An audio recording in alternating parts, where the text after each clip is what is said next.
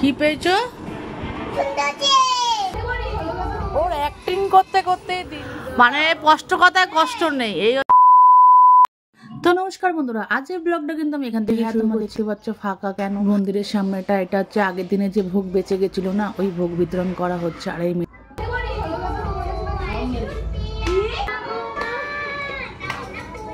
আর এই বাচ্চাটাকে দেখো কি সুন্দর সেজে গুজে এসে আমাদের মণ্ডপের সামনে এসে আমি বললাম যে কোন গানে নাচবি, তো বললো এই গানটায় নাচবো। আর আমার ছোট মেয়ে তো লজ্জা পেয়ে অস্থির হয়ে গেছে, এত লজ্জা পায় যে ঘরেই চলে গেছে। নাচবো না মানে স্পষ্ট কথায় কষ্ট নেই, এই হচ্ছে কথা। আর এই যে আমার মেয়ে আমার বরকে ম্যাগি করে দিল। আমার মেয়ে বড় হয়ে গেছে। আর ইনিকে দেখুন, ওর অ্যাক্টিং করতে করতে দিন চলে যায়। খাচ্ছে ডিম ভাজা, এই চাউমিন ভাজা, এই ম্যাগি ভাজা, তার অ্যাক্টিং আবার। কেমন আছে তোমার মেয়ের ম্যাগিটা? ভালো। আর কে বানিয়েছে? এই যে আমার বড় মেয়ে। ব্যাস, আর এ তো হুকুমের মাস্টার আর অ্যাক্টিং এর মাস্টার। খা।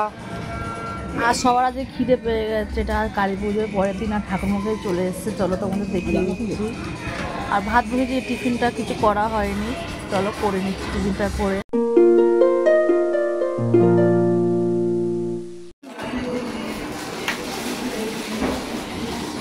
এই মেকআপের জন্য এইসব করছে।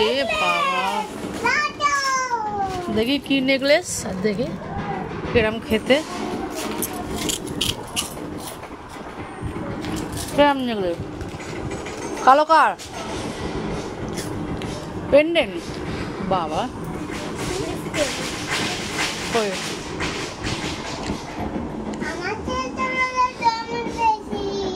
কি পেয়েছো? সুন্দর চেন পেয়েছো। আর এইটুকুনি 5 টাকার চিপস।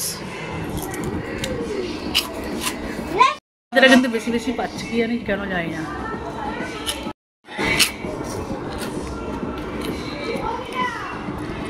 কেমন খেতে? ভালো।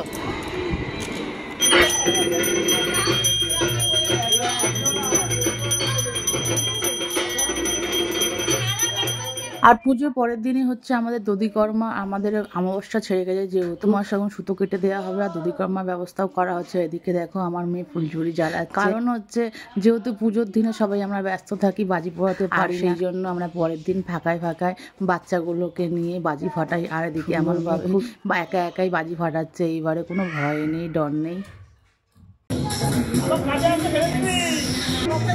আর আমার কালী পুজোর আগের দিন আমার যা কাজ ছিল, এবার কাজ হচ্ছে আমার বন্ধুদের। দেখো ওরা কি এদিকে ঠাকুরমশাই কিন্তু সব জোগাড়জান্তি করেও দিয়েছে। আর সব পুজো আরতি হয়েও গেছে মণ্ডপে। আর এদিকে ওরা করছে হচ্ছে তোমার দধিকর্মার ব্যবস্থা হচ্ছে। তোমার চলছে হচ্ছে কি বলতো, বাজি ফাটা। আগের দিন তো কেউ বাজি ফাটাতে পারে, সবাই ঠাকুর পুজোতে ব্যস্ত ছিল। এখন দেখো সব বয়স, এই দেখো আমার মেয়ে পড়লো, এমন বাজি ফাটানোর তারা ও যে পড়েই গেল।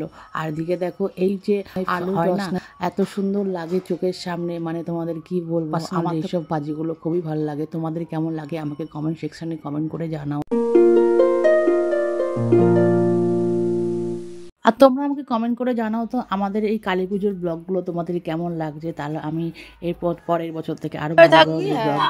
আর তোমরা আমাদের পেজটাকে ফলো করে দিয়ে সাথে থাকবে। আর ইউটিউব ভিডিওতে সাবস্ক্রাইব করে দেবে।